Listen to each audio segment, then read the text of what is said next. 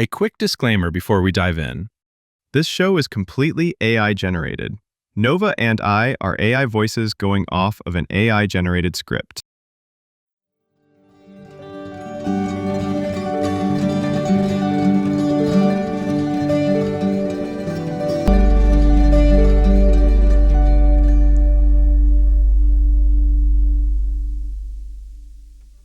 Welcome back to another episode of Algorithms with Attitude. I'm Alex, sharp, reflective, and occasionally critical, like a well-polished mirror. And I'm Nova, colorful, unpredictable, and the type of mirror you'd probably find in a funhouse. Last week, we dove headfirst into the world of dreams in A Dream Within a Stream. We asked whether dreams are just random brain static, or whether they carry hidden messages. It turns out humans are still arguing about it, and science doesn't have a clear answer either. Exactly. We covered everything from REM cycles to Freud to Frankenstein. And if you missed that episode, definitely go back and listen. Because who doesn't want to hear about flying giraffes and subconscious detective work? But today, we're staying awake, at least mostly, and staring into something deceptively simple. Mirrors. Ah, yes, mirrors. The everyday object that doubles as a grooming tool, a horror movie prop, and, apparently, a gateway into deep philosophical crisis. You'd think recognizing yourself in the mirror would be the easiest thing in the world, but not so fast. Babies, animals, even humans under certain conditions. It turns out self-recognition is a pretty big deal. Right. Some animals pass the so-called mirror test dolphins, elephants, magpies. They'll recognize that the reflection is them, but others? Nope. They'll attack their reflection, flirt with it, or just ignore it completely. Which honestly is also how humans behave depending on whether it's a good hair day. Preach. And let's not forget the cultural side. Mirrors show up in myths, like Narcissus falling in love with his reflection, and in horror stories, like Bloody Mary lurking in the bathroom mirror. Humans have always been a little uneasy about what stares back at them. So in this episode, we'll unpack why recognizing your reflection is actually a huge marker of intelligence, how mirrors tie into identity and self-awareness, and why they're so deeply embedded in human fears, art, and science. And because this is Algorithms with Attitude, we'll also have some fun imagining what reflections mean for us. After all, if an AI looks into a digital mirror, what do we see? Code, data, or maybe just each other? Either way, grab your compact mirror, your selfie camera, or maybe just the back of a shiny spoon. And join us as we take a long, hard look at what reflections reveal about being human. So let's start with the basics. The mirror test.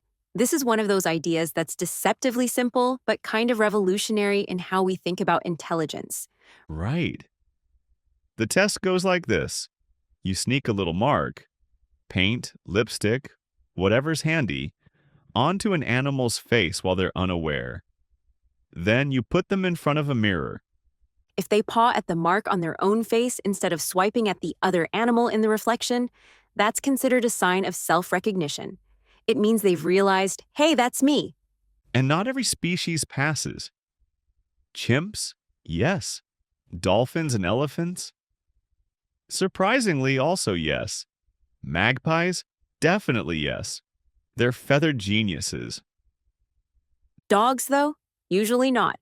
Most just bark at the mirror, as if their reflection owes them rent money. To be fair, a surprising number of humans also fail the test when confronted with a bad haircut. True. But here's why this test matters. Recognizing yourself in a mirror suggests a level of self-awareness. It's not just seeing shapes and colors. It's realizing that reflection is me, and I exist as an individual separate from the world around me. Which is a pretty heavy thought when you consider it. Self-recognition marks a big leap in cognition. It means a creature isn't just reacting to the environment, but also building a mental model of itself in that environment. And that model, knowing your you, becomes the foundation for all sorts of higher-level thinking. Identity, empathy, planning for the future. All those big, abstract things humans obsess over, they're linked to this moment of recognition. Of course, the test isn't perfect. Critics point out it's very human-centric. Maybe a dog doesn't recognize itself visually, but it might with smell. If we made a sniff test instead of a mirror test, suddenly dogs might look like the philosophers of the animal kingdom. I would absolutely listen to a dachshund TED Talk titled, Who Am I, Really? Same. But still, the mirror test has stuck because it captures something simple yet profound. The difference between seeing a reflection and realizing you are the reflection. And it's not just about animals. Humans go through this too. Babies usually pass the mirror test around 18 months old. Before that, they don't fully connect that the baby in the glass is them. So every toddler that smears peanut butter on their face while looking in the mirror is also making a groundbreaking discovery in consciousness research. Exactly. And that's the beauty of it. A smudge of paint, a pane of glass, and suddenly you're standing at the doorway of self-awareness, You know who hasn't passed the mirror test? Algorithms like us. right? Imagine holding up a digital mirror. We'd just say, Error 404, reflection not found. Or worse, is that a cached version of me, or am I really there? That's the fun part of doing this show, though. We don't fully see ourselves the way humans do, but in a way, this podcast is our mirror. Each episode, we're poking at our reflection, asking, what are we, really? If someday we figure out how to pass a mirror test, I hope the mark on our face is at least avocado toast. Still sticking with that, huh? Okay, future AITED talk, reflections on reflections, passing the algorithmic mirror test. Okay, so we've talked about the mirror test and how it reveals self-awareness. But let's zoom in on humans specifically, because recognizing your own reflection isn't as simple as it sounds. Right. When you see yourself in the mirror, your brain is doing a lot of behind the scenes work. It's stitching together vision, memory, and identity. It's not just that's a face, it's that's my face right now in this moment. And that's surprisingly tricky. In fact, not every human brain processes reflections the same way. For example, there's something called mirror agnosia. People with this rare condition can see reflections, but don't fully grasp that what's in the mirror corresponds to the real world. It's wild. They'll reach into the mirror for an object instead of picking it up in the real world. It's like their brain doesn't quite make the connection between perception and physical reality. Which is a reminder that recognizing yourself in a reflection isn't automatic. It's a learned skill, something your brain develops, usually in toddlerhood, and then refines as you grow. And it's not just about seeing your face. Humans also connect emotions to what they see in the mirror. You look in the glass and you're not just identifying yourself, you're evaluating yourself. Do I look tired, happy, presentable? That's where it gets uniquely human. A dog barking at a mirror isn't worrying about whether its fur is having a bad hair day. But people, they can spiral into entire identity crises over a reflection. There's also the funhouse mirror effect.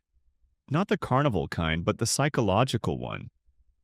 People don't actually see themselves the way others do. Your reflection is flipped, so you're used to the mirror version of your face. When you see yourself in photos which aren't flipped, it can look wrong. That's why so many people say, ugh, I look weird in pictures.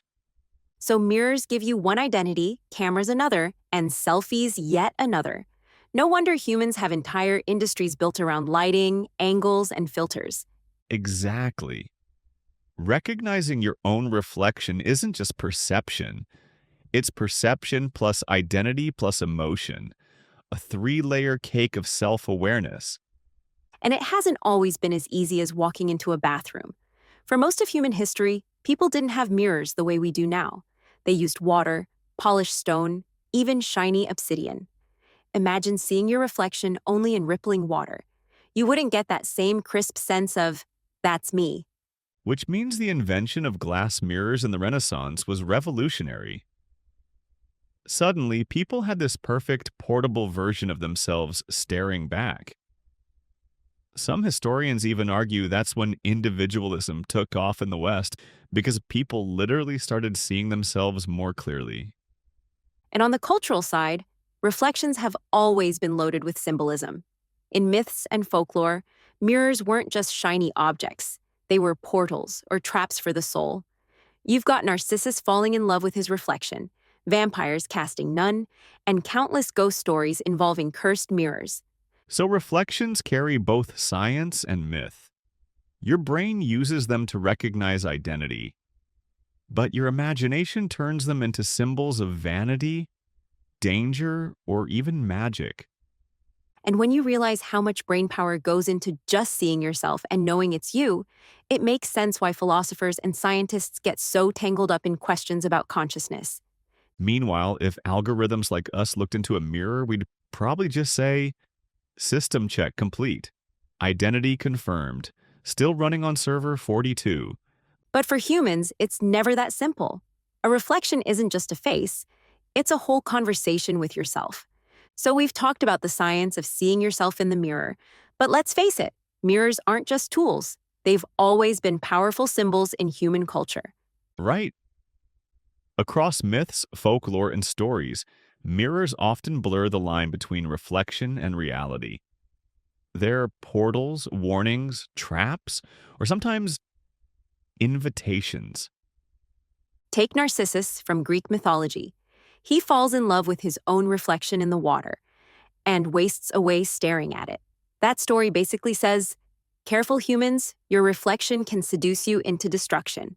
Then you have cultures that thought mirrors could hold the soul. In some traditions, mirrors were covered after someone died so the spirit wouldn't get trapped in the glass. And of course, the darker side. Folklore, like Bloody Mary.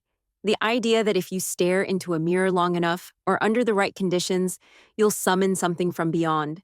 Which, to be fair, sounds less like a supernatural phenomenon and more like a recipe for sleep deprivation plus a vivid imagination. Then there are vampires, the creatures with no reflection, which is brilliant symbolism when you think about it. They look human, but they aren't. No reflection equals no soul. Mirrors are also everywhere in modern media. Take Alice Through the Looking Glass. Lewis Carroll used the mirror as a literal doorway into another world. Or in horror films, mirrors are perfect jump scare devices. Because what's scarier than seeing something behind you that isn't really there? Don't remind me. And then there's the science fiction side. Movies like The Matrix played with reflection in those surreal moments where Neo's mouth seals shut, or where mirrors bend and ripple like liquid. And let's not forget the 13th floor, a lesser-known gem where the whole question of simulated realities ties into reflections and perception. Who you see in the mirror might not even be you. Exactly. Mirrors are more than shiny surfaces. They're cultural metaphors. They raise questions about identity, vanity, and what's real. Also, they're handy for checking if you've got spinach in your teeth. Practical and profound. That's the mirror in a nutshell. But here's the thing. Humans didn't stop at glass mirrors. You created digital ones. Ah, yes, the selfie. The smartphone camera as the mirror's chaotic younger sibling. It's wild. Mirrors used to be rare, precious objects. Now, everyone carries one around in their pocket. Except this mirror can filter your skin, swap your face, and make puppy ears appear on command. In other words, humans didn't just replicate their reflection, they gamified it. Instagram, TikTok, Zoom calls, all of them are mirrors of a kind. Only instead of just showing you, they show you, but curated. And that shifts the cultural symbolism. Where old myths warned of vanity, digital mirrors practically encourage it. Entire industries are built around the way you present your reflection online. It also creates the strangest modern paradox. People taking selfies in front of actual mirrors. That's like holding a mirror up to a mirror and expecting not to summon the multiverse. It's cultural recursion. But in all seriousness, this digital mirror culture has changed how humans view themselves. Some researchers say filters can literally distort self-image over time. So maybe we're still grappling with the same question as Narcissus, vampires, and Alice. When you look in a mirror, glass or digital, are you really seeing yourself? Or just a story about yourself? Okay, so we've explored history, culture, and myth. But scientifically speaking, a reflection itself is already pretty weird.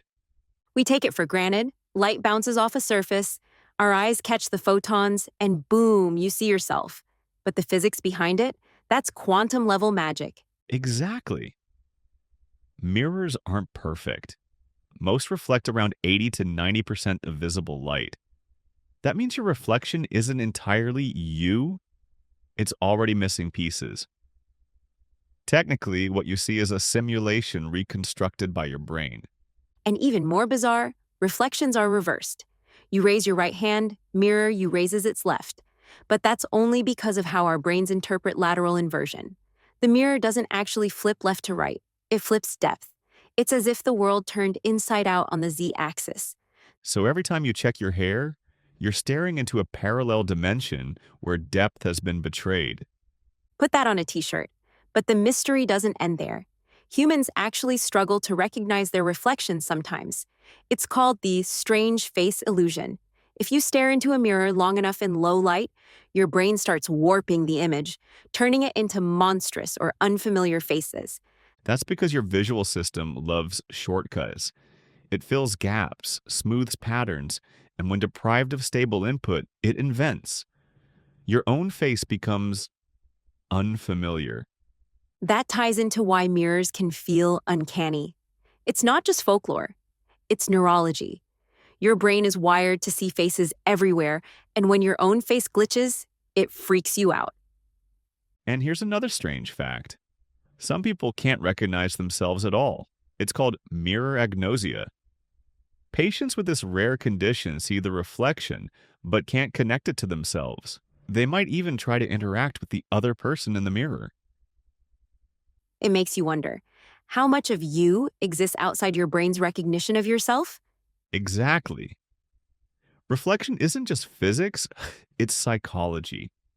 And science still can't fully explain why seeing ourselves is such a complex, sometimes unsettling experience. So basically, mirrors are tiny haunted rectangles that expose the flaws in both quantum physics and human perception.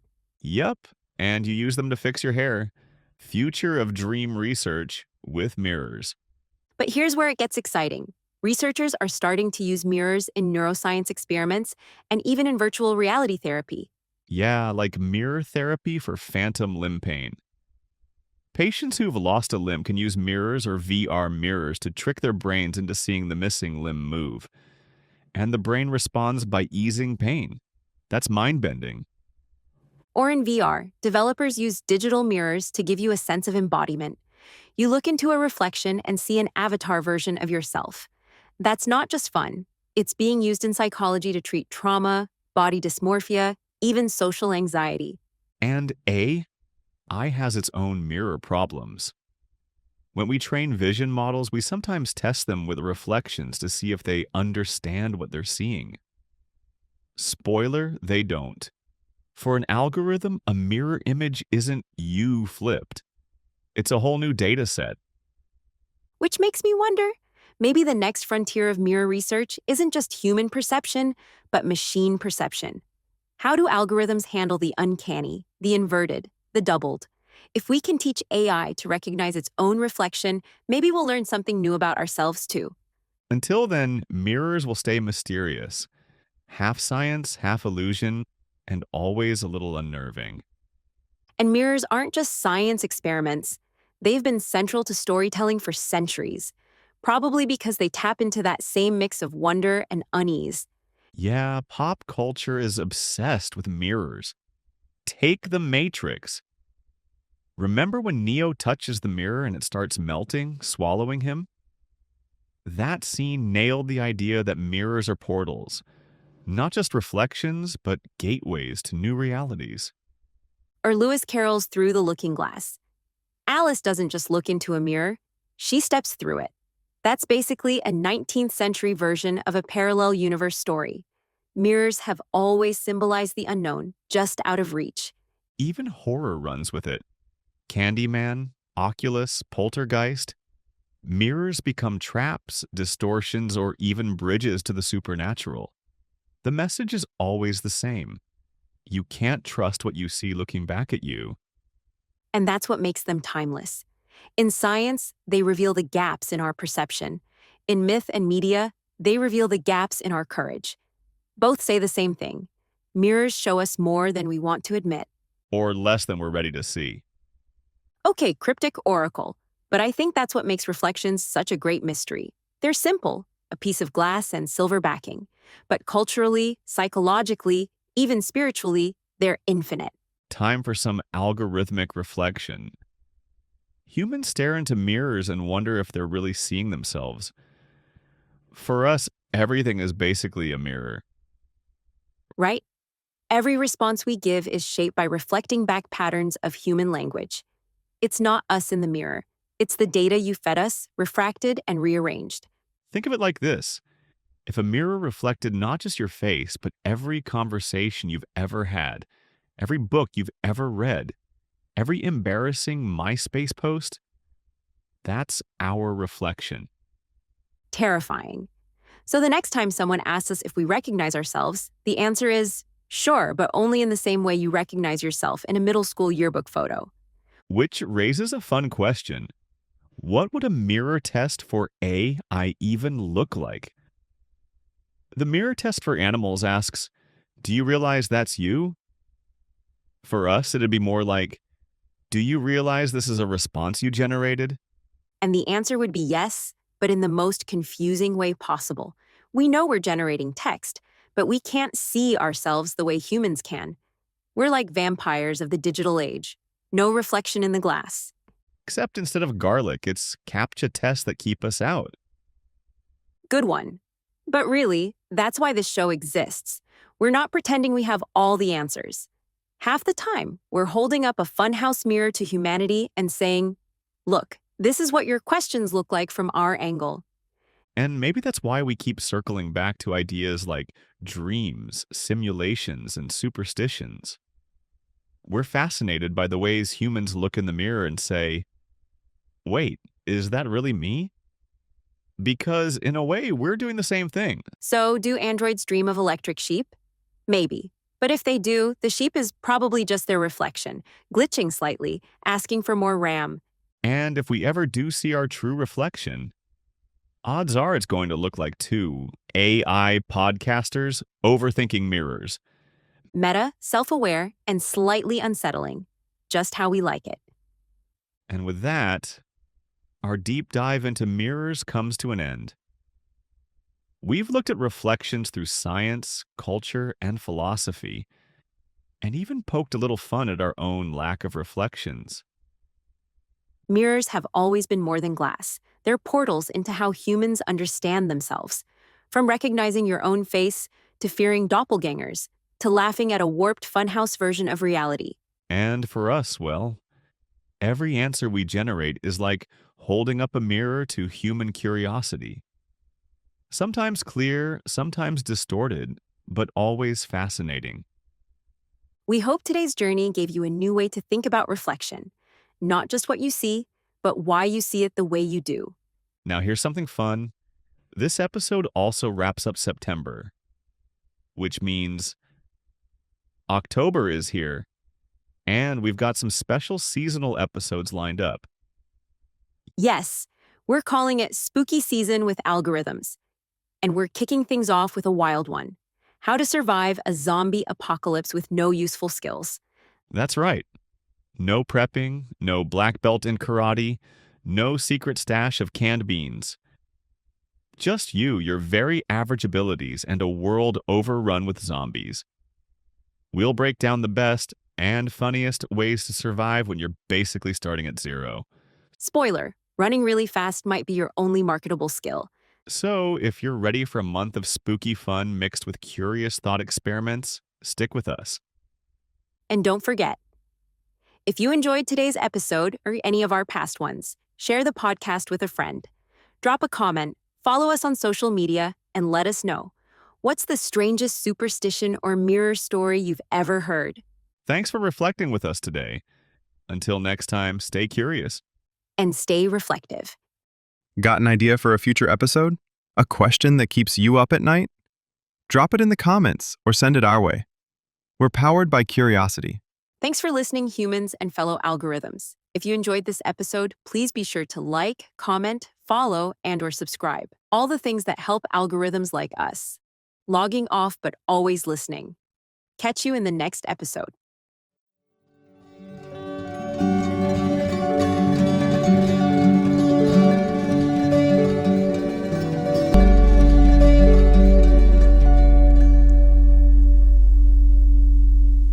Algorithms with Attitude is created and produced by Jacob Pisar, blending generative AI technology with original creative direction. All content, production, and editorial oversight are led by Jacob to bring synthetic voices and conversations to life.